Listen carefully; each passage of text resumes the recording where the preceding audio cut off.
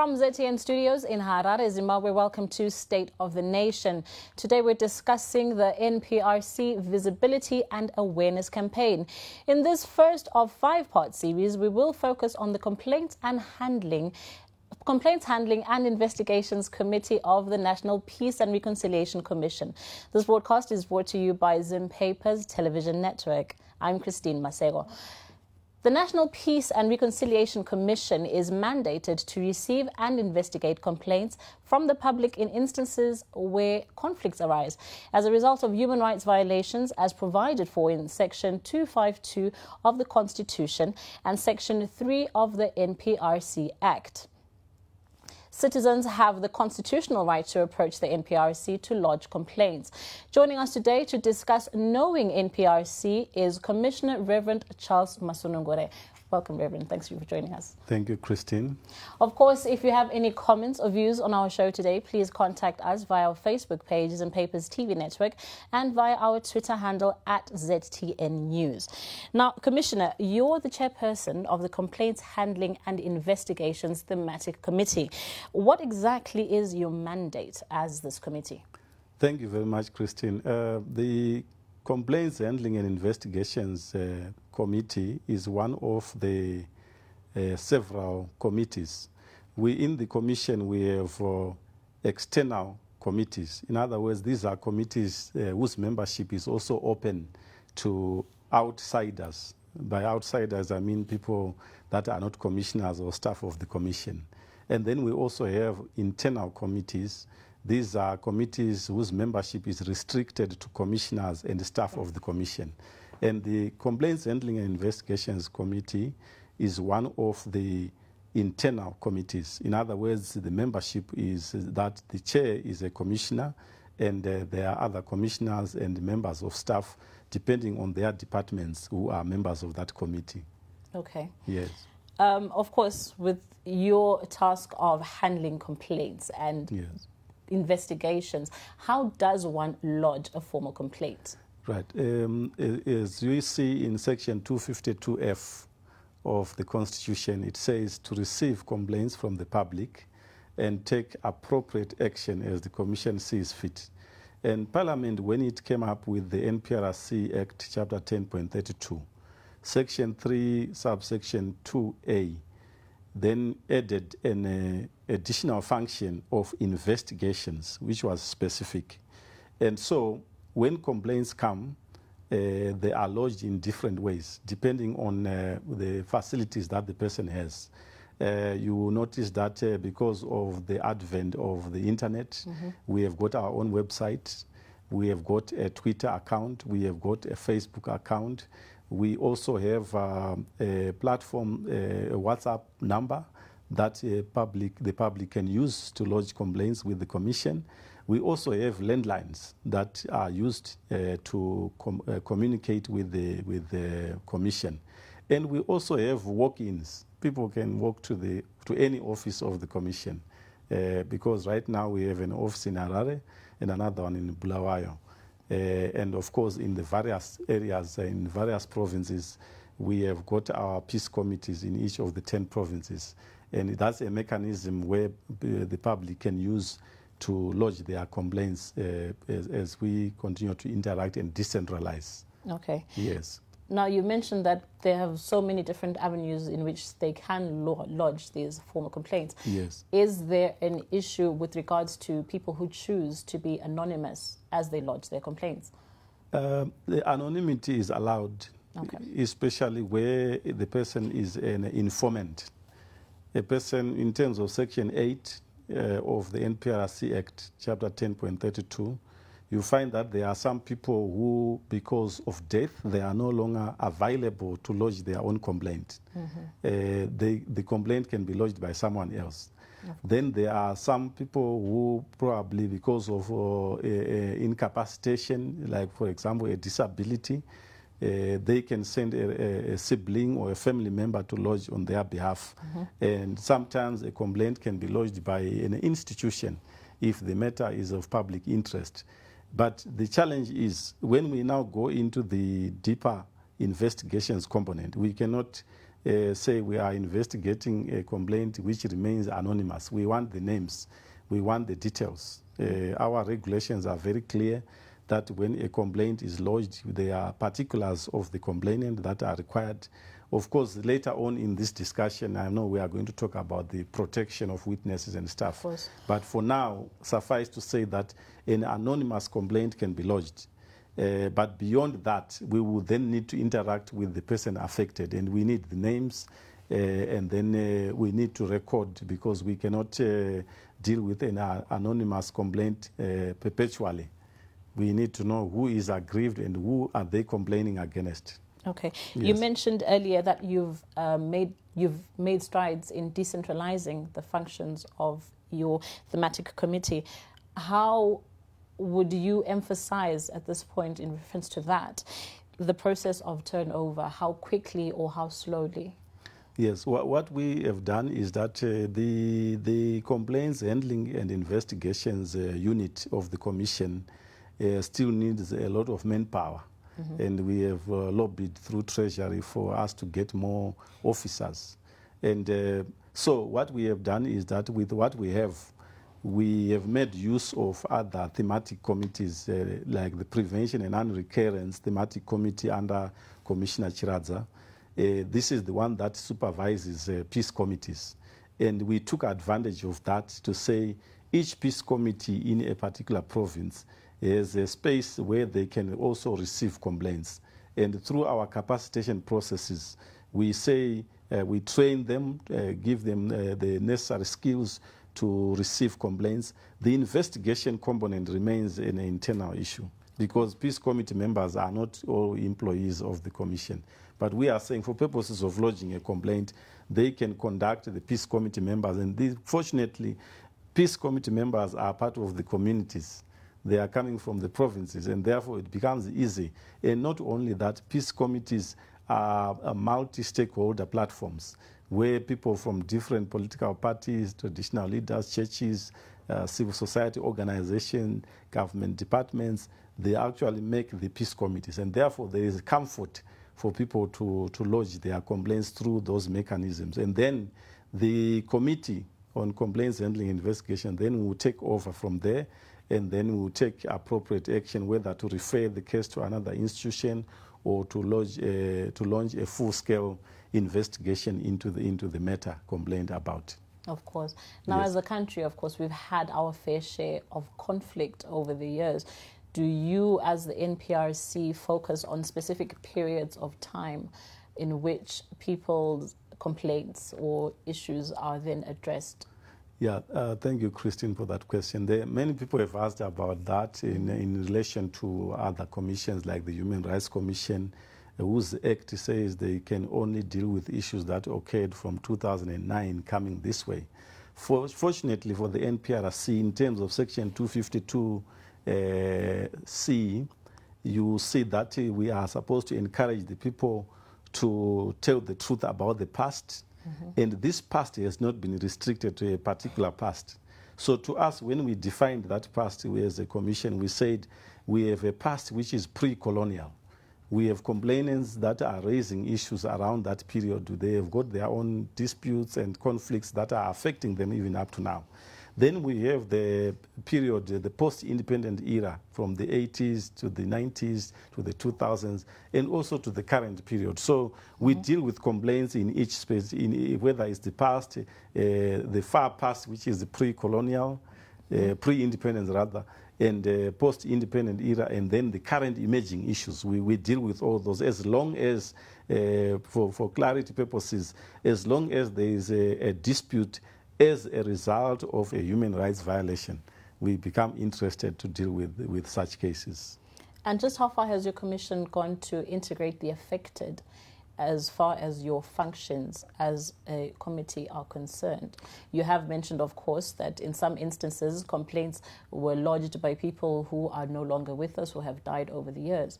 How have you integrated them or their living relatives, as it were, with regards to addressing their complaints? Yeah, actually, to clarify there is that the Act allows us to receive complaints about people that are now deceased.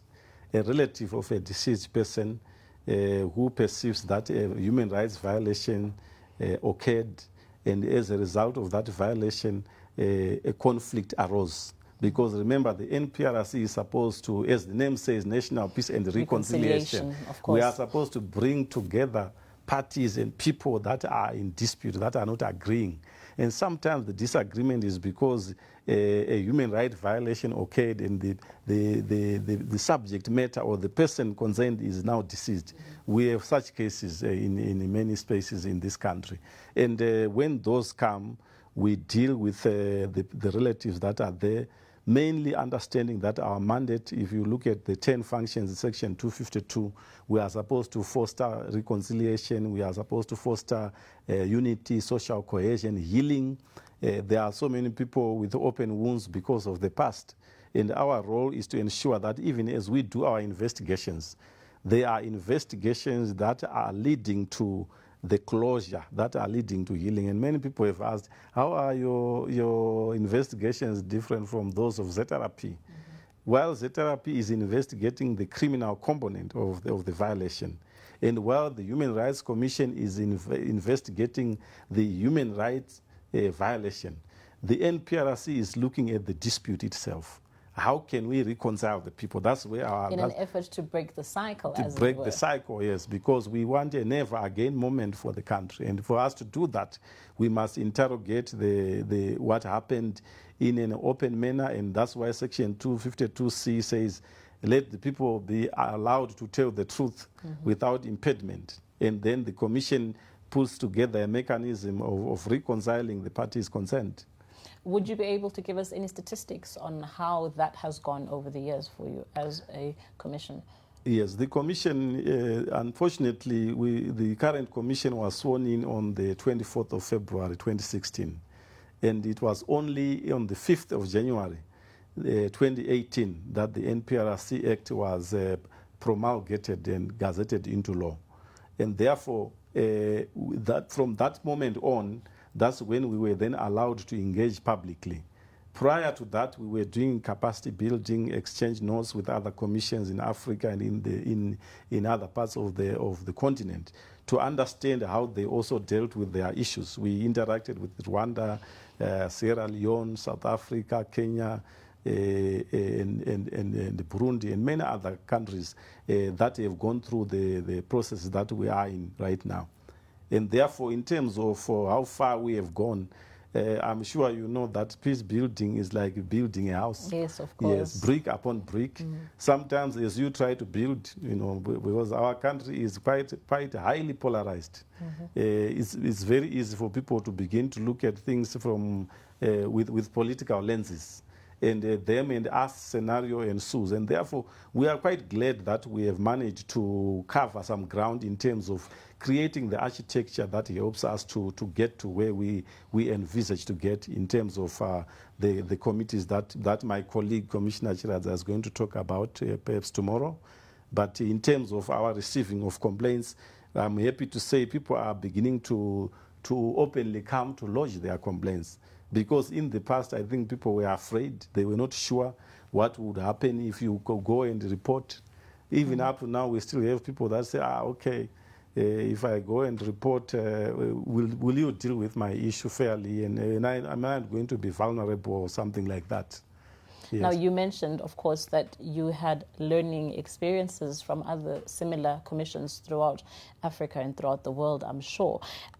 Within the context of Zimbabwe, are there no other independent commissions that you are perhaps maybe in conflict of mandates with, as with you as National Peace and Reconciliation Commission? Right, thank you very much, Christine. In Section 233 of the Constitution, you find that, in fact, Section 232 to begin with, it lists 5 independent commissions, which we call Chapter 12 commissions. These are ZEC, the elections one, the Human Rights Commission, Gender Commission, Media Commission, and ourselves. And then Section 233 has 6 common objectives to us all. This talks about the promotion of democracy, human rights, sovereignty of the people, making sure that public institutions, they do their work in line with the Constitution. And you will see that the 6 objectives in section 233 are actually a common denominator. We all are concerned about constitutionalism, about democracy, about the rule of law, about ensuring that state institutions, they do their work in terms of the Constitution. However, the Constitution went further to then separate the functions commission by commission. And therefore, we are very much aware that in each of the commissions, for example, I can give you the Human Rights Commission and the Gender Commission, as well as the Media Commission, and even maybe the ZEC and us. We all have investigation units. And when it happens that an incident has arisen, for example, you find that, let's say, there is an issue during in elections, we collaborate with the ZEC. In the past election in 2018, we were ensuring that we supported the process of elections by making sure that each presidential candidate signed the peace pledge. And this was our way of contributing towards reducing conflict between us and other commissions. However, also further, you will see that if with the Human Rights Commission, if there is a human rights violation and there is a dispute as a result of that, we work together, we compare notes. For example, outside the Chapter 12, you also have the Anti-Corruption Commission. The Anti-Corruption Commission is charged with dealing with issues that are purely the abuse of office, economic and stuff. For example, during this lockdown, the past 8 weeks have opened a door for us to collaborate more with the Zimbabwe Anti-Corruption Commission, because you find that people were complaining not about many things. They were complaining about Milli Mill, about how the Milli Mill is being looted by other few people and they resell and so forth. And so where a corrupt practice happens, which has a tendency and a potential to cause conflict, we then look at which sister organization do we deal with. We robbed in the police. In some cases, people were arrested.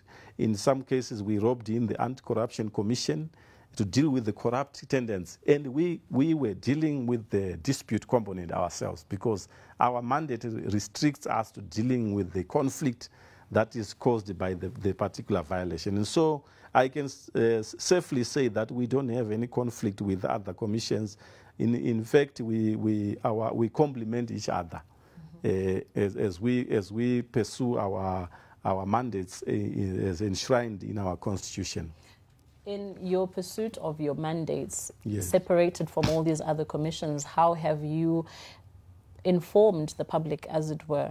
Because there's the public perception of duplication of mandates within these yes, individual commissions, as you have mentioned. The public is exonerated for thinking that way, because this is the reason why we are here today. Since 2018, we have taken time to use our Twitter handle, our Facebook page, to explain the mandate of the commission. When the commission was set up, I remember that even up to now, people bring in almost anything. They complain about anything, land-related disputes, and then we refer them to the Land Commission and to the District Lands Committee. In fact, people believe that the NPRC is supposed to deal with almost everything, from domestic disputes to issues related to families and stuff. And we appreciate that, because we know that this country has really been on a path of conflict for a long, long time. And therefore, when we receive such complaints, we refer them to where they are supposed to go, so that the particular commission or institution pursues also and fulfills also its mandate as provided for in our Constitution. Now, the MPRC embarked on a 21-day provincial outreach program. Yes. What has the response been to that? Yeah. When we went throughout the country, one of our purposes for that was to publicize the existence of the commission and explain what we were up to doing. And therefore, we were encouraging people to say, you need to bring in your complaints to us. And we explained the nature of the complaints that people should bring.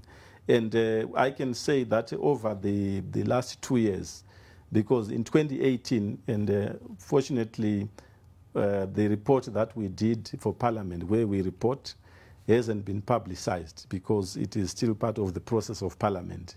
And you see that the progression in terms of reports, complaints that were coming.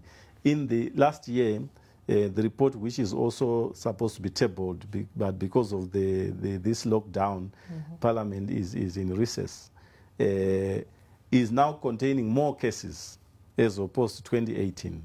When we did our outreach last year, it actually resulted in an increase in the number of complaints that were lodged because people were now aware of the existence of the Commission and what it was supposed to be doing. Would you say that the information gathered was a true reflection, as you have said, with the increase in numbers, people now have an understanding of NPRC and its function?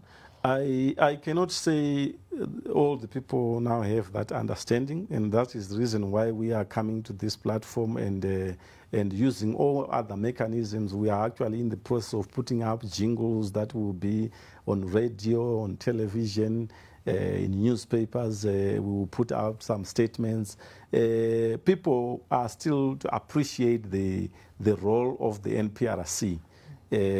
Because, you know, when people have other issues that they are facing, they tend to believe that the NPRC should be the panacea to those issues. And you see it, you know, on social media. When you put a tweet there about anything, you see people. There are some of them.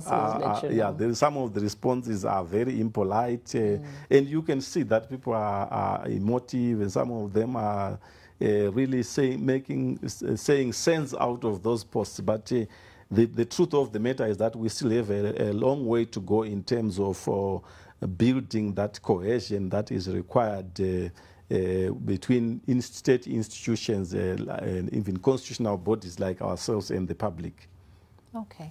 Yes. Of course, you can be a part of the conversation with all your views and comments. Get in touch with us on Facebook page, Zim Papers TV Network, and our Twitter handle at ZTN News. Now, you're watching State of the Nation, and we're getting to know more about the NPRC, its visibility and awareness campaign. We'll continue our discussion with Commissioner Reverend Charles Masunungure when we come back. Stay with us.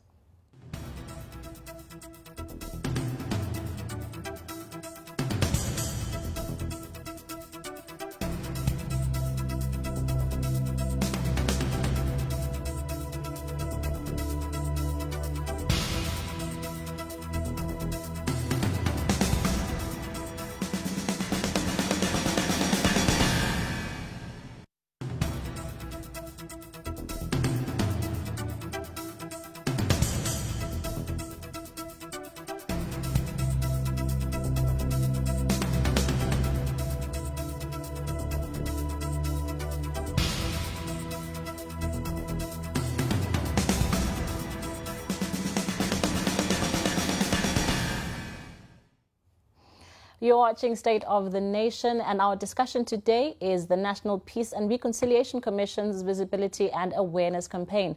This broadcast is brought to you by Zim Papers Television Network. Now, Commissioner, during the provincial outreach program, complaints were raised, ranging from political violence, kukraundi, general underdevelopment within the provinces, and most recently, the machete wars. Has the public made official complaints in regards to these concerns? Yeah, thank you very much, Christine. These issues that were raised when we did our outreach, we picked them up and we put them in our report that is on its way to Parliament, and with recommendations in there around each of the issues that were raised. However, in terms of individual complaints, we're seeing trickling of those complaints coming around perhaps the various issues that were being raised. And therefore, I would safely say that we have opened the door for the public to lodge a complaint around any of the issues that were raised. Because Section 252F, it says we must receive. Therefore, someone has to lodge for us to receive.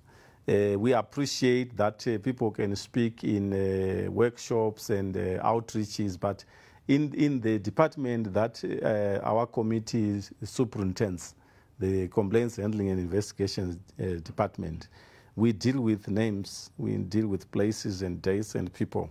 And therefore, in as much as people raised issues around the various epochs of conflict epochs that you have mentioned there, we are now looking at the specifics to say, so in each of those areas, who has a grievance? Because in our regulations, one of the questions that we ask a person when they come is what sort of remedy are they expecting from the Commission? And this is because the public can speak in a general way, but the person that is the subject matter, some people may decide, I don't want to go in. Yeah, they may say, no, I don't want to go and lodge an individual complaint. If it is about a particular incident, I'm fine with this particular kind of remedy. But there are some who will decide to come, and that's why we are looking at the section that talks of receiving very seriously. Because some people have said, so didn't people lodge complaints in that workshop? They told you the issue, so what are you waiting for? Many people ask us that question. And as a person responsible for investigations myself, I always say, no, that's not the way we deal with complaints. We want the names, and if the person is able to come, let them come. We record their statement, and you may want to know what we record. Our statement consists of maybe 6 or so paragraphs. The first one is really the particulars of the complainant, their full names, their addresses, the age. The second paragraph is now talking about the person they are complaining or the institution they are complaining about, if they know the person or the institution. The third one is now about the dates, when that happened and what really happened. And then the number 4, we are now talking about the witnesses. Who is it that perceived what happened? And the 5th is what else, where else have they gone? Because sometimes people are coming to us after having gone somewhere else. Before. We want to know that. And then the 6th and last one is what is the remedy that they are seeking from us. Sometimes you hear that the remedy is really not in line with our mandate, and politely you tell them, no, okay, we are going to refer you to the next institution. For example, if someone's goat is stolen by another person, definitely you know which institution deals with theft, right? And therefore, we know that people bring in issues, and even, as I have said earlier on, people bring in issues of corruption, issues of land disputes, and issues that are within our mandate. And therefore, as I have explained the statement, you can see that it is not possible then to say, let us deal with anonymity, as you asked earlier on. Yes. Well, maybe then, as a reminder, you can then tell the public again what avenues they can use to get in touch and formally lodge complaints, even though obviously issues were raised in the outreach programs, like you said. Maybe someone was there and they just didn't know how to go about it. Please remind us, what's the process? We have several platforms that are used by the public that are available. The first, of course, is those who are in Harare, in Bulawayo, and the surrounding provinces can actually come to our offices in Bulawayo. We have an office in Bulawayo, and then we have another one in Harare here. And not only that, those who are not able to walk into the office can use the telephone line. We will provide all those details, all the contact numbers. Of course. Not only that, there is the WhatsApp platform that we have also created. We have actually partitioned the country into 3. All the Harare and all the Mashonaland provinces. We have dedicated a line for them. And then Masunungure and Manicaland, we have also dedicated a complaints line for them on WhatsApp. And then Midlands and the Matabeleland region, we have a dedicated line. And this is because we appreciate the language issues. We don't want people to lodge complaints in Harare when they are in Uganda. The language issues. We don't also want people to lodge a complaint from Zaraban and lodge it in Bulawayo. Of course. And therefore, these are the mechanisms. The email is still there. The WhatsApp, like I said, is there. Also, our social media platforms. We have got a Twitter handle. We have got a Facebook platform. We have received complaints from all those different platforms, depending on the capacities of the people. And not only that, I said earlier on that we have provincial peace committees in all the 10 provinces. And their particulars and details are there. These are members of the same community with the people that are affected.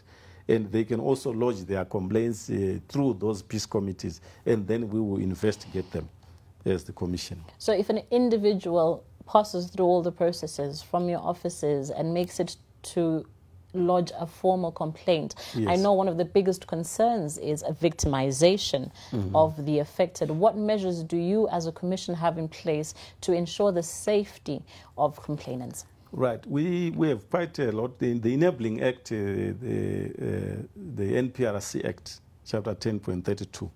In Section 10, subsection 13, it says, the Commission shall guarantee the protection of all witnesses who appear before it, before, during, and after. But subsection 14 of the same Section 10 then goes on to give a 10-year imprisonment for anyone who threatens a person before they come to the commission, during the process, or after. Therefore, all we need to do is to, if a person complains that they are being threatened by someone for having been asked by the commission to come to us to give evidence, if we hear that complaint, we will just lodge a complaint formally with the police against that person. And where the Act says 10 years, it means that's the maximum jail term.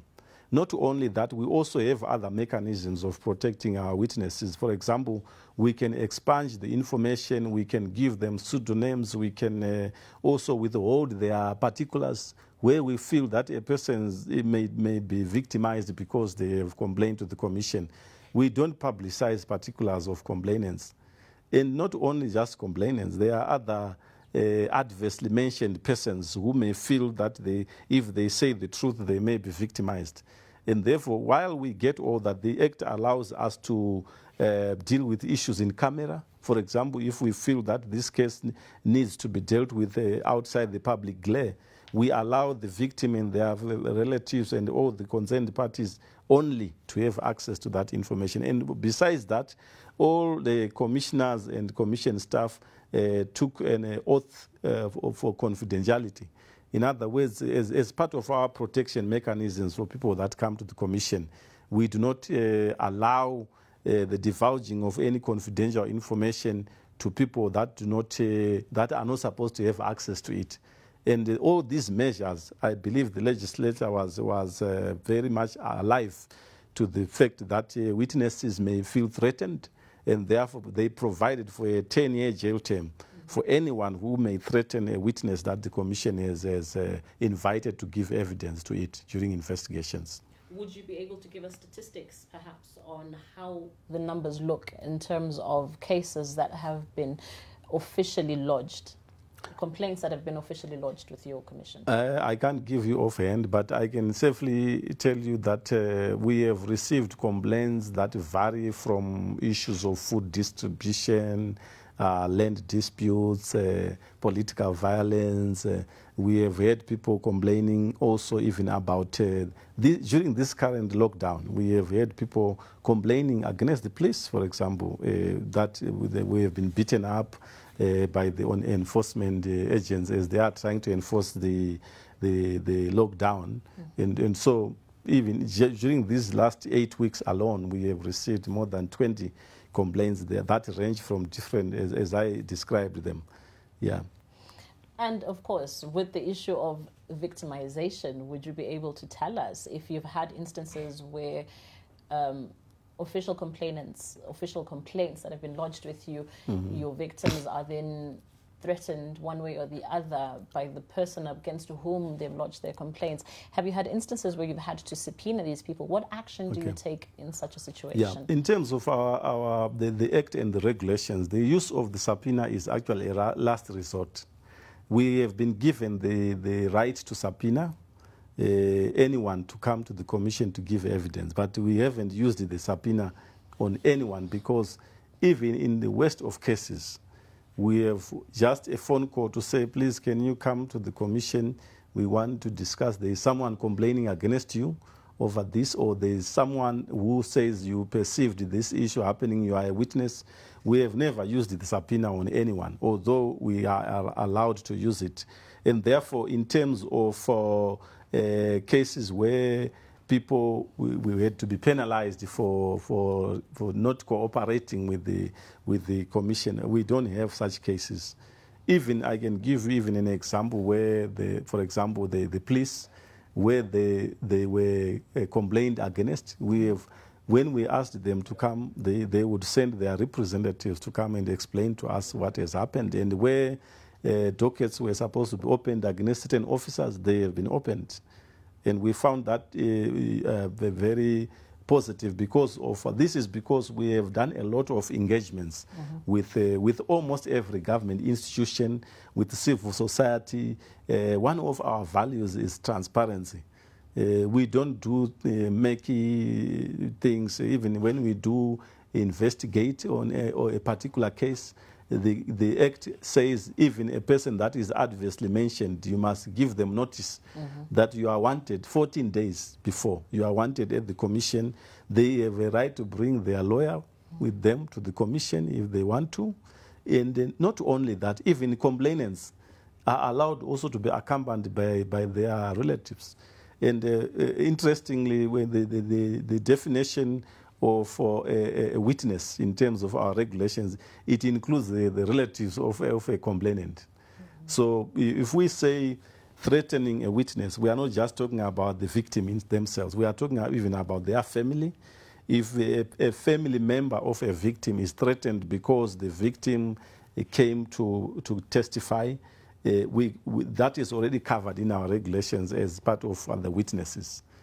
Okay. Yes. Now, in 2019, the opposition party MDC, led by Nelson Chamisa, revealed in a statement that it met with NPRC and expressed concern over the Commission's lack of action with regards to violence in the country. Would you care to comment on that? Well, I really care, yes. Thank you, Christine. The 2019 statement, I can give you a bit of background. In 2018, before the elections, we were engaging political parties. We engaged almost everyone, including the MDC and Advocate Chamisa. And they signed the peace pledge alongside all the other political parties. Thereafter, when we go to the August 1 of 2018, you know, that nasty incident that led to the Montlandy Commission, we took our own action. Members of the MDC, led by Advocate Chamisa, will recall how we engaged them extensively about that particular incident. And not only that, in 2019, we did actually move to go to the Harvest House, now called the Morgan Sangre House, to meet with the executive, including Advocate Chamisa. He was there with the rest of the leadership there. And they raised the issue that, you know, many people complained in January. This was last year. What did you do about it?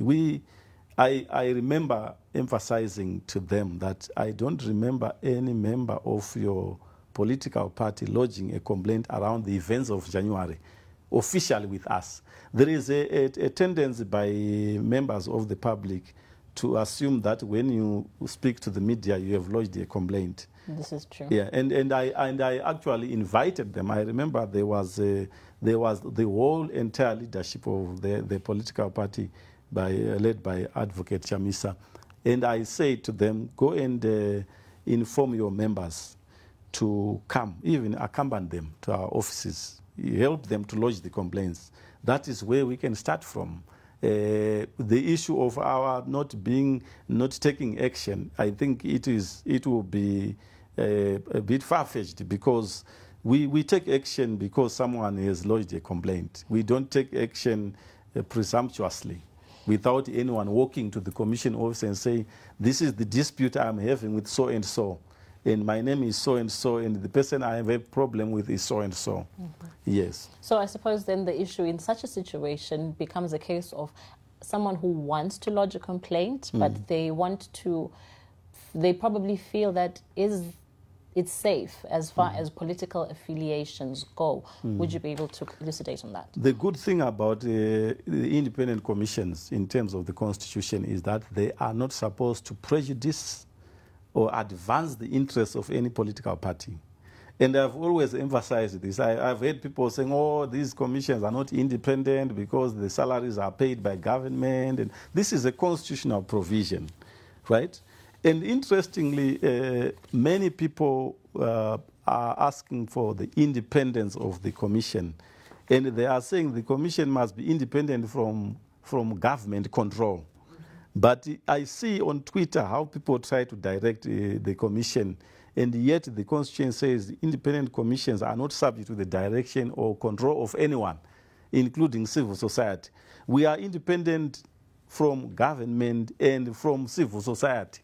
And therefore, people must be comfortable to come to the Independent Commission and to the NPRC with the confidence that we are not going to be partisan and take sides. We are apolitical. It is a requirement of the Constitution that a commissioner and the commission must deal with issues without taking sides. And this is a fact. We don't take any political sides, and this is why you find our mechanism that my colleague Commissioner Chiraza will talk about tomorrow in terms of the political parties, the composition of our peace committees themselves. We have 2 members of the MDC and 2 members of ZANU-PF in our peace committees throughout the provinces. And this is a comfort zone. If a member of ZANU-PF wants to lodge a complaint, they can come through their members that are in the peace committees. So does the MDC have also a space through their members? The platform, the names of the people that we have in the peace committees were supplied by the headquarters of the 2 political parties. And therefore, I believe that should give people some confidence in the work that we do as a commission.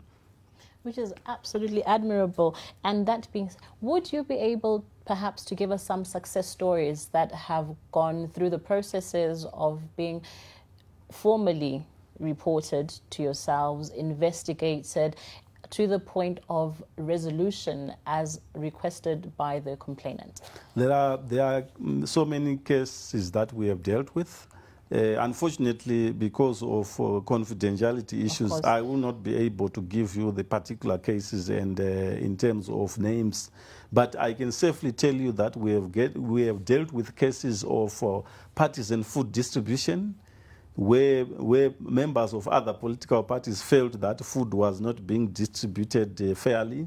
And once we received that complaint, we were able to engage through our complaints handling mechanism. And for example, if you go today to Rushinga, I am responsible for National and Central Province, while I'm also responsible for the complaints handling and investigation.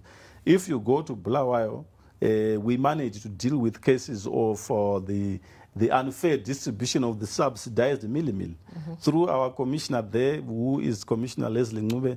He is my deputy in the Thematic Committee of the Complaints Handling Investigation. Because of language issues, we said, let us have a commissioner from the region who will also lead in the investigations that we deal with there. We jointly deal with them.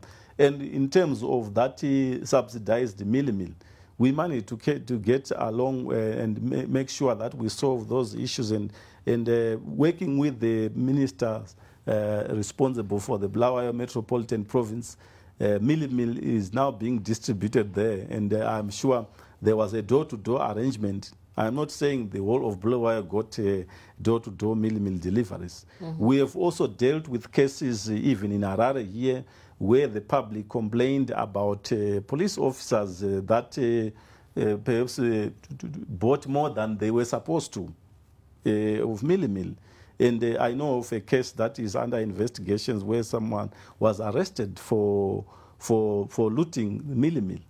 And not only that, even in cases like in Kariba, we have had cases where the people were complaining about the local authority unfairly distributing rice. And these are all formally lodged complaints? These are formally lodged complaints that we got, and we dealt with them. Interestingly, in some cases, you find that this is across political parties. Of course. It is both ways. This political party against the other, this one against the other. And interestingly, in Gweru, the recent one was when a person was complaining against both ZANU-PF and MDC to say, we are not politicians, and people are writing each other's names on political grounds, on partisan grounds. And so these are typical examples of the citizen. And we have managed, because of our engagement of government institutions, the Department of Social Welfare, the Ministry of Women Affairs, and the security sector, we have managed to deal with issues as they emerge. And I have a list of success stories that we have dealt with in terms of making sure that the public gets justice out of the cases that they report to us. Okay. Of course, we can appreciate the need for formal lodging of complaints to yourselves. But what do you do about situations that are well known and documented, but not necessarily formally reported to you? Okay. Now, in terms of Section 3(2)(b), Parliament had a lot of wisdom. They realized that there are cases that may not be reported, but which may need to be looked into. Would you give an example of such cases? That is where now we bring in the research and knowledge management, because Section 3(2)(b) says the Commission shall carry out research to find out the extent and the nature of certain disputes and conflicts. Where there is no complainant, we use the research method to get in and find out and interview the respondents. That is also another way. You know, and I'm sure you know that research is actually a type of investigations. Of course. And my colleague who heads the research and knowledge management, Commissioner Choice Ndoro, will give more details. But I want to say that where the issue is well known and it needs further investigation, because the NPRC Complaints Handling and Investigations Committee deals with the complaints that are lodged. We use the research department to find out more, and then we come in with interventions where there's no specific complainant. Okay.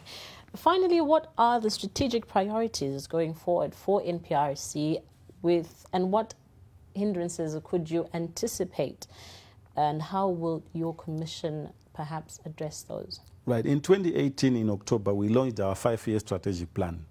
And that strategic plan had primarily had 4 goals. And the first goal had to do with dealing with the past. The second goal was to deal with a review of policies and legislation that hinders peaceful coexistence. And then the third goal was to do with prevention. And the fourth goal had to do with our internal recruitment of staff and setting up of offices. And therefore, where we are now, we have managed to cover a bit of ground in terms of our dealing with the past.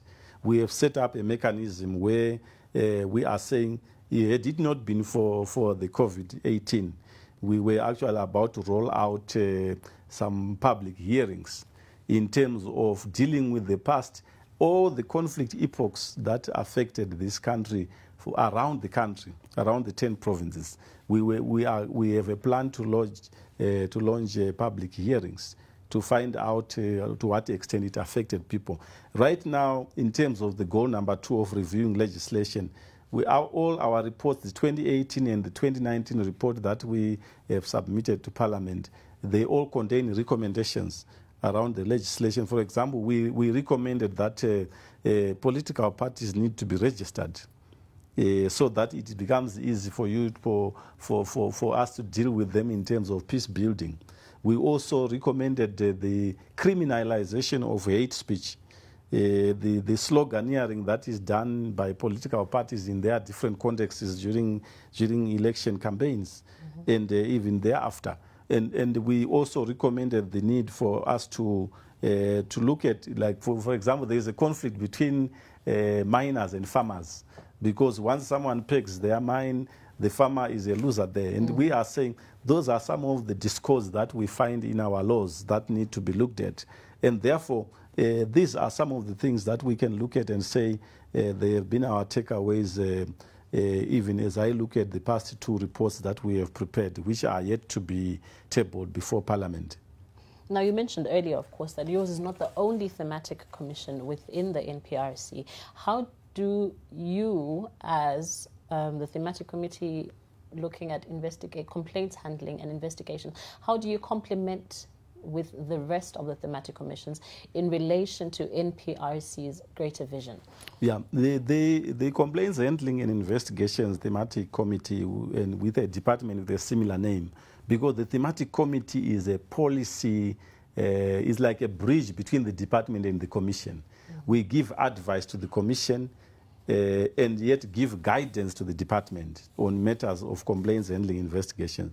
So when people walk into the commission with a complaint, we are like your reception.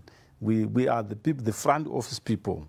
We receive the complaints and then we determine if the victim is distraught, the witness is looking frustrated and they are crying and so forth. We bring in the victim support, gender and diversity thematic committee to look at that. If it needs mediation, we deal with the prevention and non-recurrence. If there are issues that need healing and reconciliation, we have got a thematic area for that. Research, same thing. So we are saying the complaints handling investigations is our gateway into the commission. And then we refer. Sometimes we do internal referrals, and yet we also do external referrals to other institutions where we feel that this issue requires, is falling within the mandate of the other institution. Okay, thank you so much for that, Commissioner. Do you have any last words to share with our viewers at home with regards to NPRC and your committee? Thank you, Christine. My last words to members of the public out there is that let's give the NPRC a chance.